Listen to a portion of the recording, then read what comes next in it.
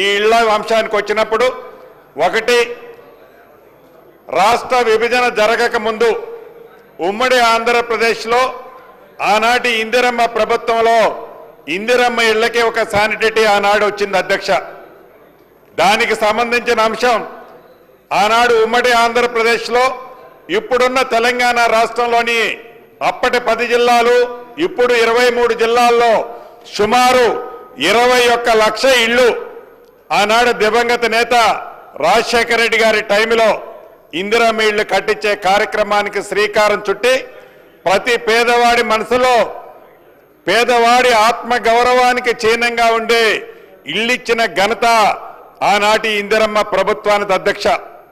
తర్వాత రాష్ట్ర విభజన జరిగిన తర్వాత 10 సంవత్సరాలు ఆనాటి ప్రభుత్వం ఏదైతే పరిపాలించినప్పుడు సుమారు ఇందాక నేను చెప్పినట్లు సుమారు 2 లక్షల పైచిలకు శాంక్షన్ ఇచ్చి ఆ శాంక్షన్ ఇచ్చిన దాంట్లో ఇందాక కేటీఆర్ గారు కూడా నా దగ్గరకు వచ్చినప్పుడు అడిగారు, నేను 1,00,000 ఇళ్ళు హైదరాబాదు జిహెచ్ఎంసీ పరిధిలో కట్టాము అన్నది. దాంట్లో 1,00,000 ఇళ్లకు శాంక్షన్ ఇచ్చిన మాట వాస్తవం అధ్యక్ష. ఈ 1,00,000 ఇళ్లలో సుమారు 70,861 ఇళ్ళు మౌలిక వసతులు కొన్ని పూర్తి చేయకుండా ఫుల్ ప్లెడ్జ్లో అన్ని డోర్లు స్లాబులు కంప్లీట్ చేశారు అధ్యక్ష. 21,838 ఇళ్ళు పిల్లర్స్తో కానీ స్లాబ్ లేసిలు కానీ వివిధ స్థాయిలో ఇందాక మిత్రులు అడిగినట్లు వివిధ స్థాయిల్లో 21,000 ఇళ్ళు అసంపూర్తిగా పూర్తయి ఉన్నాయి అధ్యక్ష.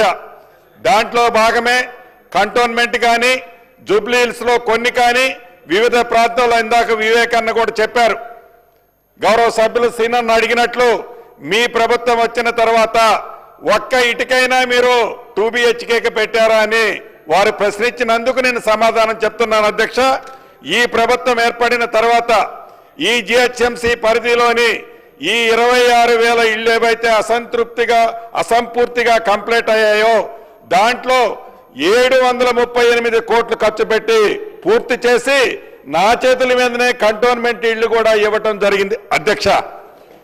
అంతేకాదు వివేకన్న గారు చెప్పినట్లు వారి నియోజకవర్గంలో కూడా కొన్ని చాలా స్పీడ్లో వాటిని కూడా పూర్తి చేసే విధంగా బేషజాలకు పోకుండా ఏదైతే ఆనాటి ప్రభుత్వం జిహెచ్ఎంసీ పరిధిలో సుమారు 92,000 ఇళ్ళు అందుట్లో 62,000 ఇళ్ళు ఆల్మోస్ట్ కంప్లీట్ చేసి కొన్ని మౌలిక వసతులు పెండింగ్ ఉన్నాయి అధ్యక్ష. రిమైనింగ్ బ్యాలెన్స్ కూడా ఎట్టి పరిస్థితుల్లో ఈ ప్రభుత్వం రాబోయే కొద్ది నెలల్లోనే పూర్తి చేయాలని ఆ దిశలో పయనిస్తున్నాం అధ్యక్ష. దీనికి సంబంధించిన దాంట్లో ఈ బెనిఫిషరీని సెలక్షన్ చేసిన దాంట్లో కూడా గౌరవ సభ్యులు కూడా గమనించాలి. ఏదైతే ఎలక్షన్కి ముందు మొన్న 2023 ఎలక్షన్కి ముందు కొద్ది నెలల ముందు ఈ 2 BHK ఇళ్ళని లాటరీ సిస్టము ఇతరత్ర వాళ్ళు ఫైనలైజేషన్ చేశారు అధ్యక్ష. సుమారు 23,500 ఇళ్ళు చివరి కొన్ని నెలల ముందు ఇచ్చిన వాటిలలో ఇప్పటికీ 12,000 ఇళ్ళు పైగా దాన్ని ఆక్యుపై చేసుకోవటం లేదు అధ్యక్ష. బెనిఫిషరీస్ వచ్చి అక్కడ నివసించడం లేదు అధ్యక్ష. దీన్ని నేను అనేది కొల్లూరు ప్రాంతం కానీ అది సంగారెడ్డి జిల్లా కానీ ఇటు మేడ్చల్ జిల్లా కానీ ఇటు రంగారెడ్డి జిల్లా కానీ ఈ జిల్లాలకు సంబంధించిన దాంట్లో ఏవైతే అవుట్కట్స్లో 15 నుంచి 20 కిలోమీటర్ల దూరంలో 2 BHKల నాడు కట్టిన వాటిలలో శాంక్షన్ చేసిన ఎలకేషన్ బెనిఫిషరీని ఫైనల్ చేసిన సుమారు 12,000 పైచిలకు ఇప్పటికీ వారు వెళ్ళి అక్కడ నివసించడం లేదు అధ్యక్ష. దీనికి ప్రధాన కారణం ఒక్కటే, ఇందాక వివేక్ గారు కూడా చెప్పారు. ప్రధానమైన కారణం ఒక్కటే, ఎవరైతే ఆ పేదవాళ్ళు వివిధ జిల్లాల నుంచి వివిధ ప్రాంతాల నుంచి ఎప్పుడో తరతరాల నుంచి ఇదే పట్టణంలో నివసిస్తూ పొట్టకూటి కోసం వారు ఆ జీవనోపాధి కోసం నివసించే ప్రాంతంలో అయితేనే వాళ్ళు ఉండగలుగుతున్నారు. లేకపోతే అంత దూరంలో మనం ఇల్లిస్తే అక్కడికి వెళ్ళి మళ్ళీ వెనక్కి రాని కారణంగా ఈ 12,000 కానీ 12,500 ఇళ్ళు కానీ దాన్ని ఆ బెనిఫిషరీస్ ఫైనల్ చేసుకోలేకుండా ఉన్నారు అధ్యక్ష. గడిచిన ఒక నెల రోజులలో 3 సార్లు ఉన్నతాధికారులు ఈ నలుగురు కలెక్టర్లు, ఇన్ఛార్జి మంత్రి గారు, స్థానిక మంత్రి గారు ముఖ్యులతో 3 పర్యాయాలు రివ్యూ చేశాను అధ్యక్ష. ఏవైతే ఈ 2 BHKలు కంప్లీట్ అయి మౌలిక వసతులతో ఏవేవి పెండింగ్ ఉన్నాయి, అదే రకంగా ఆ మౌలిక వసతులకు ఎంత రిక్వైర్మెంట్ ఉంది, కంప్లీట్ అయిన వాటిని ఫైనలైజేషన్, బెనిఫిషరీని ఫైనలైజేషన్ చేయాల్సినవి ఎన్ని ఉన్నాయి, బెనిఫిషరీని ఫైనల్ చేసిన ఎంతమంది ఉండటం లేదని లిస్టు తెప్పించుకోవడం జరిగింది అధ్యక్ష. ఈ 12,000, 12,500 మంది ఎవరైతే బెనిఫిషరీస్ని ఫైనల్ చేశారో వారందరికీ కూడా 2 monthsలో మీరు మీ ఇళ్లలో వచ్చి నివసించకపోతే నెక్స్ట్ బెనిఫిషరీకి ఇవ్వటం జరుగుద్దని కూడా వాళ్ళకి నోటీసులు ఇవ్వటం జరిగింది అధ్యక్ష. దీంట్లో 6,500 మంది స్పందించారు అధ్యక్ష ఇప్పటి వరకు. ఆ స్పందించిన దాంట్లో సుమారు 4,000 మంది మాకు దూర ప్రాంతం ఉండటం వల్ల మా ఇంటికి, మేము నివసించే మీరు ఇచ్చిన ఇంటికి మాకు నిత్యము పనుండే మా పనులు చేసే ప్రాంతానికి దూరము ఉండటం కారణం చేత మేము అక్కడ ఉండలేకపోతున్నామని కొన్ని సమాధానాలు వచ్చాయి అధ్యక్ష. దీన్ని పూర్తిగా క్షుణ్ణంగా పరిశీలించిన తర్వాత ఎవరైతే బెనిఫిషరీని ఫైనల్ చేసిన వాళ్ళు ఉన్నారో వాళ్ళకి మళ్ళీ ఒక 2 months ఎక్స్టెన్షన్ ఇచ్చాము అధ్యక్ష పీరియడ్.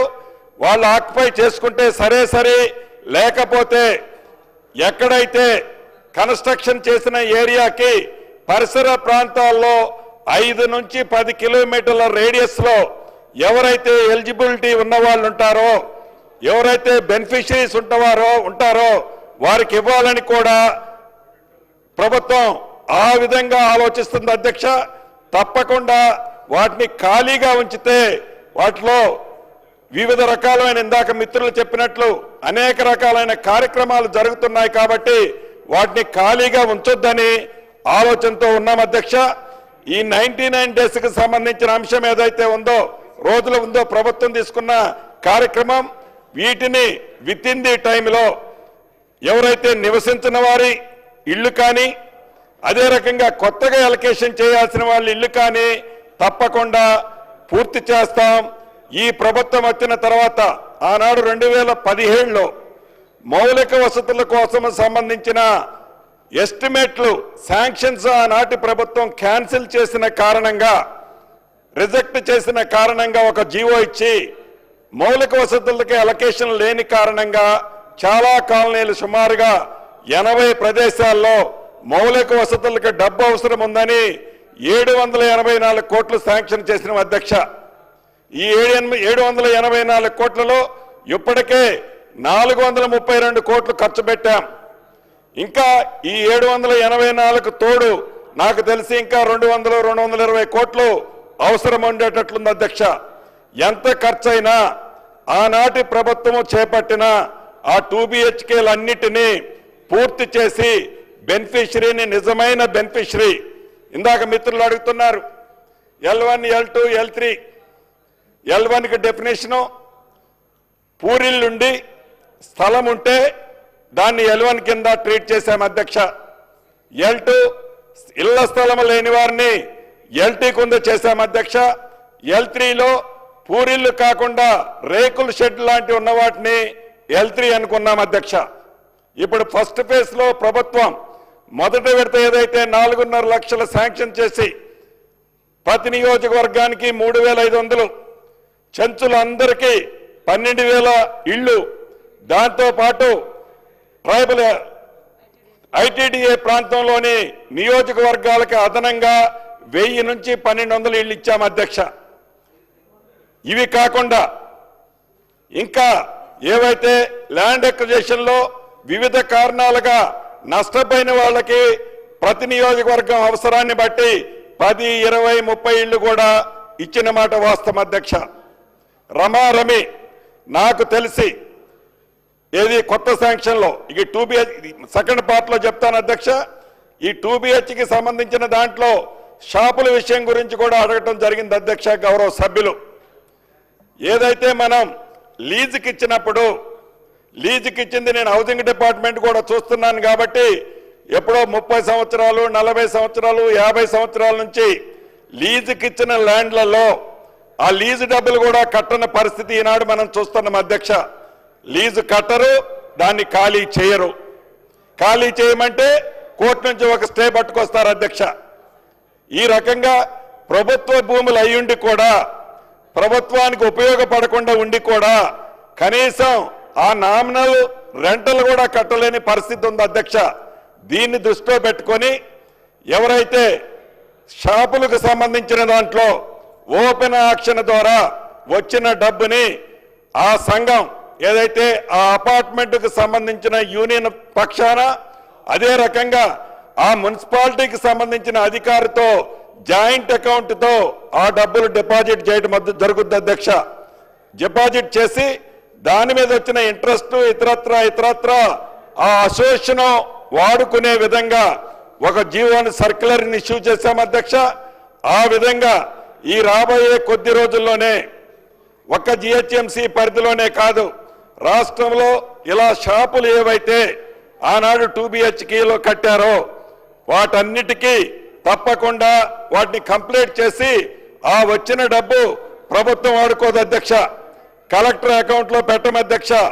కేవలం ఆ అసోసియేషన్కి సంబంధించిన అధ్యక్షులు, అక్కడ ఉండే మున్సిపాలిటీ 6 గ్రామ సర్పంచి వీళ్ళ జాయింట్ అకౌంట్లో పెట్టి ఆ ఇంట్రెస్ట్ని దాని మెయింటెనెన్స్ కోసం వాడే విధంగా ఆల్రెడీ ఆదేశాలు ఇచ్చాం అధ్యక్ష.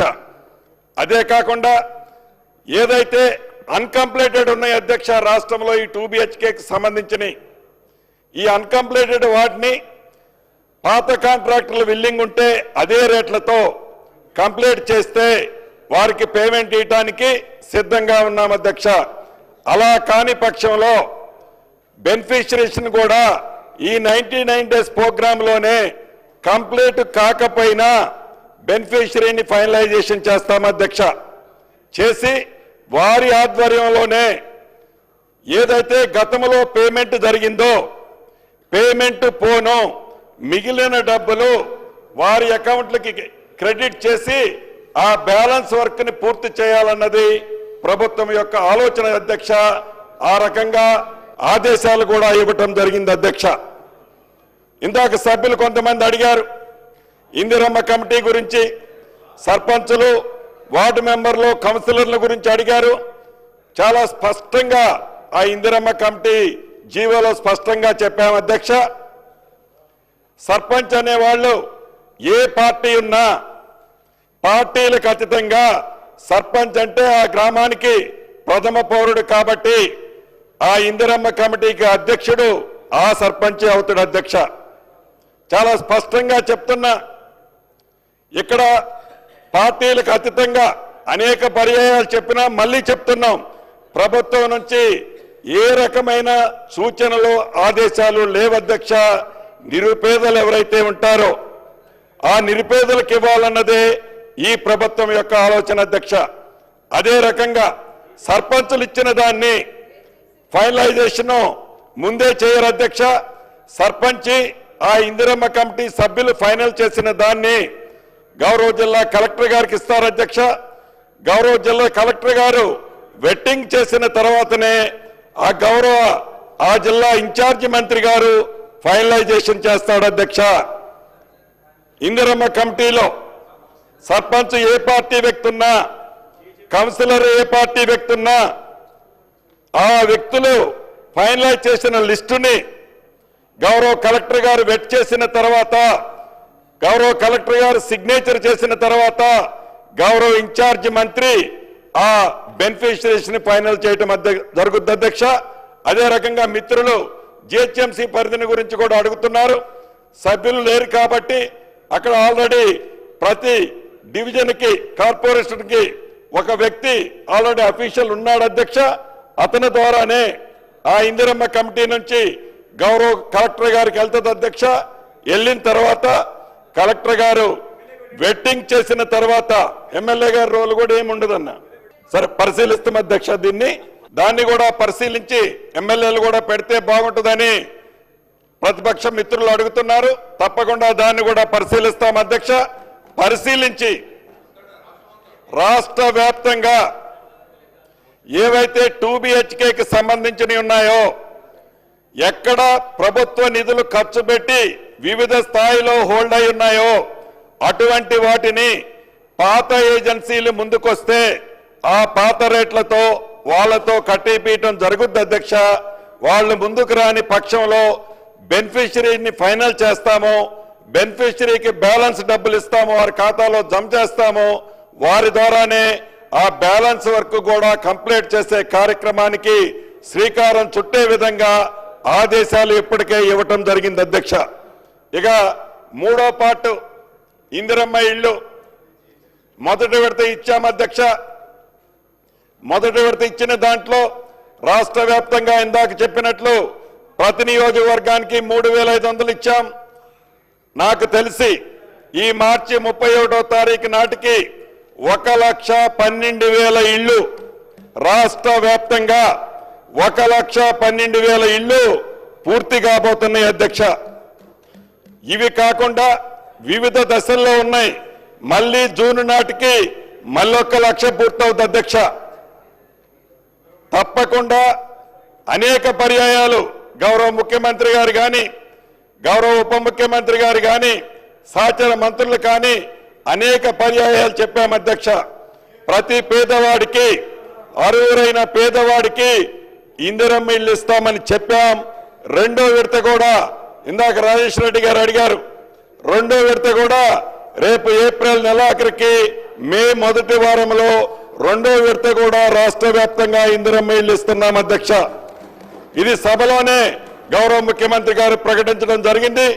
ఇంకా కొంతమంది మిత్రులు ఎక్కడో ఒక దగ్గర సంజయ్ అనుకుంటాను విలేకరులకు ఏదో కట్టించాము ఇల్లు అని అన్నాడు. తప్పకుండా అది కూడా పరిశీలించి అటువంటి అంశాలన్నిటినీ పాజిటివ్గానే ఈ ప్రభుత్వం నిర్ణయాలు తీసుకోవడం జరుగుద్ది అధ్యక్ష. చివరిగా మీ ద్వారా చెప్పదలుచుకున్నది ఒక్కటే, అదే రకంగా మీరే పక్కకొచ్చి అడిగారు కదన్నా, హుజూరాబాద్తో పాటు అనేక నియోజకవర్గాల్లో జగిత్యాల ఉన్నది, హుజూరాబాద్ ఉన్నది, చాలా ప్రాంతాల్లో ఏవైతే పెండింగ్ ఉన్నాయో పూర్తయినా కాకపోయినా బెనిఫిషరీని ఫైనల్ చేస్తాం. పెండింగ్ వర్క్లు రాష్ట్ర ప్రభుత్వ పక్షాన పూర్తి చేసి ఆ నిరుపేదలకి ఎక్కడ ఇబ్బంది జరగకుండా అన్ని చర్యలు రాష్ట్ర ప్రభుత్వ పక్షాన చేపడతాం అధ్యక్ష.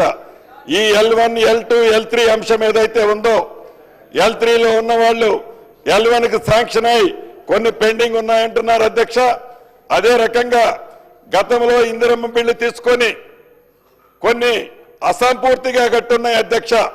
అదే రకంగా గత ప్రభుత్వం ఎన్నికల ముందు గృహజ్యోతి అనుకుంటాను, గృహలక్ష్మి ద్వారా కొన్ని శాంక్షన్ చేసి ఫౌండేషన్లో ఇతరత్ర కట్టి ఆగి ఉన్నాయి అధ్యక్ష. అటువంటి వాటికి కూడా ఆ కట్టిన దాన్ని పట్టి వాటికి కూడా కొంత అమౌంట్ని ఇవ్వాలని ఇన్ఫార్మల్ గా మన కేబినెట్ లో నిర్ణయం తీసుకున్నాం అధ్యక్ష.